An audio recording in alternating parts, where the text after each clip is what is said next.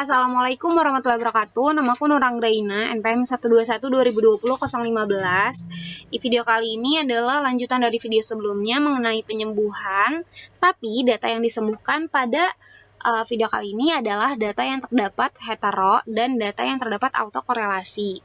Yang pertama itu kita sembuhin data hetero dulu. Jadi kita buka datanya, terus diubah tipe filenya, terus diklik datanya dan di open.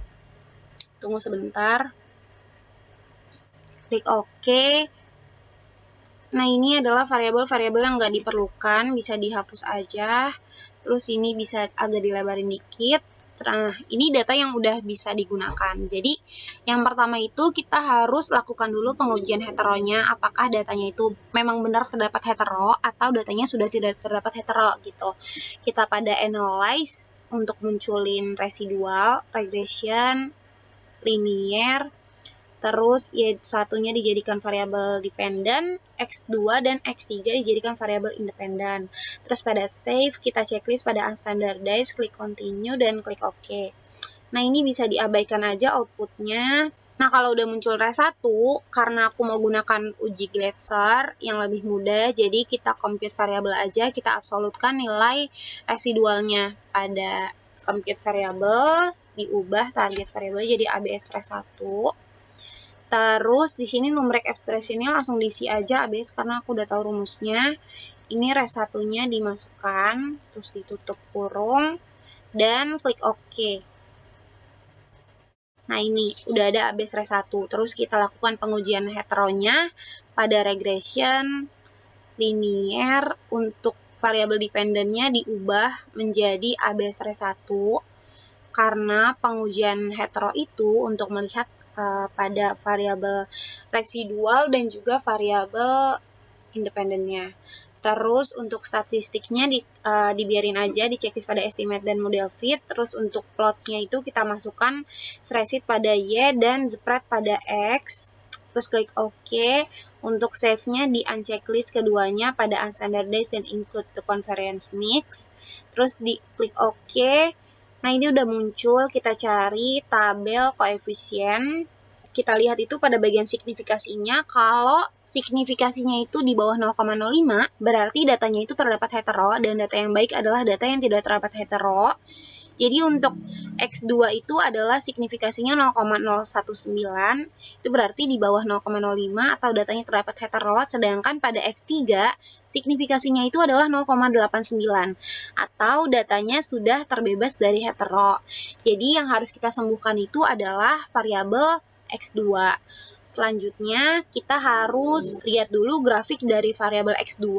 Kita lihat dulu sebaran datanya, apakah ada data yang terlalu tinggi atau data yang terlalu rendah pada graphs, terus legacy dialogs, terus bar. Ini kita pilih simple aja, terus di checklist pada values of individual case, terus di define, terus X2-nya kita masukin pada bar represent, terus klik OK. Nah, ini udah muncul grafiknya. Jadi memang di variabel X2 ini terdapat sebaran data yang terlalu tinggi pada sekitar 37-40. Terus juga terdapat data yang rendah. Ini datanya sampai 0, karena udah nggak kelihatan diagram batangnya pada 21. Terus ini pada sekitar 60-an juga terdapat data yang rendah ya, sampai 0 juga sama. Jadi data-data yang terlalu rendah atau terlalu tinggi seperti itu harus di outlier atau dihapus biar nanti datanya itu terbebas dari hetero gitu. Jadi kita balik lagi ke datanya. Kita cari pada urutan tadi ke 37 sampai ke 40 ya. Kita clear. Terus bagian ke 21 kita clear juga. Terus untuk tadi kayaknya sekitar 50-an itu harus di-clear juga pada 56 sampai 59. Maaf. Sampai 59 ini di-clear juga. Terus kita coba lagi pengujian heteronya lagi, kita pada analyze, regression, linear untuk munculin res2. Kita keluarin. Terus ini kita masukin lagi Y1 sebagai variabel dependent karena tadi datanya udah banyak beberapa yang dihapus. Terus ini save-nya kita checklist pada unstandardized. Ini juga checklist di include the covariance mix. Tinggal klik OK. Ini outputnya bisa diamin aja, ini udah muncul res 2-nya, terus kita absolutkan lagi res 2-nya pada compute variable, ABS res 2, terus ini dihapus, dimasukin res 2-nya, tutup kurung, terus klik OK. Lalu kita uji hetero, uji Gleitzer, itu regression linear, terus dependennya diubah lagi jadi ABS res 2. Terus pada save itu kita unchecklist keduanya. Terus continue. Oke. Terus cari tabel koefisien. Nah, ini setelah kita outlier atau dihapus beberapa bagian yang terlalu tinggi atau terlalu rendah, jadi X2-nya itu sudah tidak terdapat hetero karena sudah 0,66 atau di atas 0,05, dan untuk X3-nya itu juga tetap tidak ada hetero karena di atas 0,05 atau 0,6110. Jadi datanya keduanya sudah terbebas dari hetero. Nah, untuk melakukan penyembuhan pada data yang terdapat autokorelasi, kita masih menggunakan data yang sama pada pengujian hetero tadi dan kita lanjutkan pengujiannya. Jadi yang pertama kita cek dulu apakah data ini memang benar terdapat autokorelasi. Kita cek pada analyze, non-parametric test, legacy dialogs, dan pilih runs. Karena di sini aku mau menggunakan run test. Terus untuk unstandardized keduanya kita masukin ke test variable list untuk kita cek. Nah, untuk hasil run test ini adalah signifikasinya itu 0 atau di bawah 0,05, itu berarti terjadi autokorelasi. Karena data yang baik itu data yang tidak terjadi autokorelasi, jadi data ini harus disembuhkan. Nah, setelah itu kita kembali lagi ke datanya, lalu kita transform variabel-variabel yang kita punya menjadi variabel lag. Kita pilih transform, compute variable, terus di sini pilih lag, ditulis lag Y1. Terus di numeric expression-nya kita masukin rumus lag, karena kita udah tahu rumusnya, jadi nggak usah pakai function group biar lebih cepat. Terus klik OK. Ini diabaikan aja, terus transform lagi, compute variable, terus ini dibuat lag X2, terus ini lag-nya kita masukin, X2-nya tutup kurung, OK. Terus ini diabaikan lagi. Terus ditransform compute variable, ini diubah jadi X3. Terus ini dihapus, terus dimasukin lagi X3-nya, tutup kurung, oke. Nah, setelah semuanya muncul di lag, jadi lag itu tujuannya untuk mengembalikan variabel baru yang merupakan hasil pengurangan nilai dari sampel ke I dikurangi sampel ke I-1. Jadi dimunculin variabel baru berupa lag, terus setelah itu kita munculin residualnya pada analyze, regression, linear, di sini dependennya diubah menjadi lag Y1, terus independennya juga diubah menjadi lag X2 dan lag X3. Terus di save-nya itu dimunculin as standardized, terus langsung klik OK. Ini bisa diabaikan lagi kalau udah muncul res 3. Yang kita lakukan itu adalah transformasikan lagi res 3-nya itu menjadi lag. Jadi semuanya itu ditransformasikan menjadi lag. Kita buat lag res 3. Terus ini dimasukin res 3-nya ke rumus lag. Terus setelah itu kita klik OK. Nah, kalau udah muncul lag res 3, kita lakukan pengujian untuk melihat koefisien betanya. Jadi kita pilih analyze, pilih regression, linear, terus di sini dependent sama independennya dikeluarin semuanya.